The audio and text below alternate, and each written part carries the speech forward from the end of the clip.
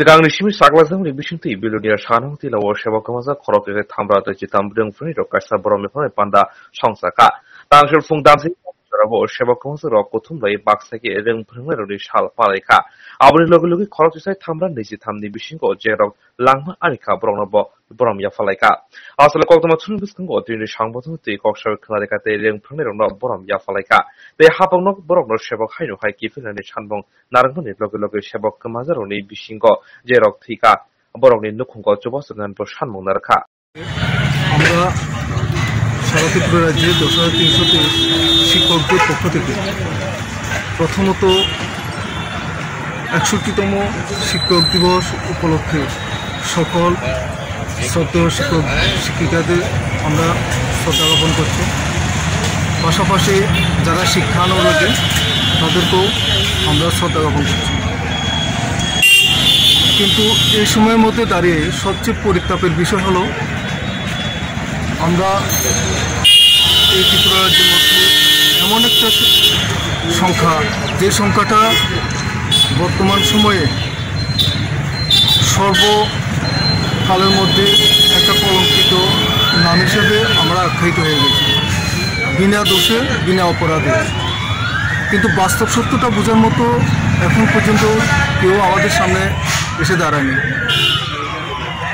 এই লড়াই সংগ্রাম করতে গিয়ে আমাদের মধ্যে এই পর্যন্ত প্রায় 139 জন শিক্ষক শিক্ষয়িত্রী ভাই বোনেরা অকাল প্রণয়ন করেছেন।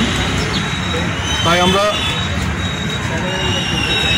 ত্রিপুরা রাজ্যের 10,330 শিক্ষকদের পক্ষ থেকে এই সিদ্ধান্তে আমরা উপনীত হই যে আজকের এই শিক্ষক দিবসের দিন আমরা ওই 139 জন শিক্ষক শিক্ষিকা ভাই বোনদের স্মৃতির প্রতি শ্রদ্ধা নিবেদন জ্ঞাপন করব।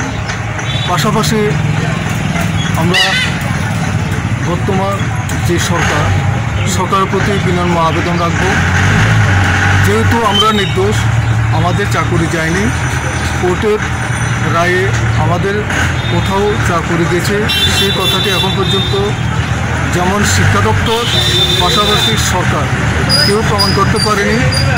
সবচেয়ে বড় পাওনা হয়েছে আমাদের কাছে সুপ্রিম কোর্ট থেকে আমরা যে আরটিআই করেছি, সে আরটিআইয়ের মধ্যে স্পষ্ট ভাষায় লেখা আছে যে আমরা পক্ষভুক্ত নই।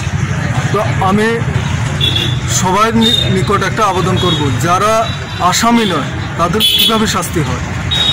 তাই আমরা 10,330 শিক্ষকদের পক্ষ থেকে বারবার সরকারের কাছে আবেদন জানাবো, সরকার এই বিষয়টা বিবেচনা করে অতি সত্বর যাতে আমাদেরকে স্বস্থলে ফিরিয়ে দেন এবং আমাদের যে মধ্যে যারা প্রয়াত হয়েছেন তাদের পরিবার পরিজনদের প্রতি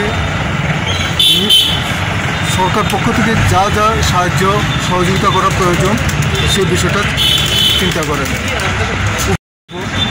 যে 461 জন শিক্ষক পক্ষভুক্ত হয়েছে কিন্তু তাদের কোনো অপরাধ নেই এবং ওই শিক্ষকদের নিয়ে সরকার সুপ্রিম কোর্টে গিয়েছিল। সুপ্রিম কোর্ট বলে দিয়েছে তাদেরকে বিকল্প কর্মসংস্থান দেওয়ার জন্য।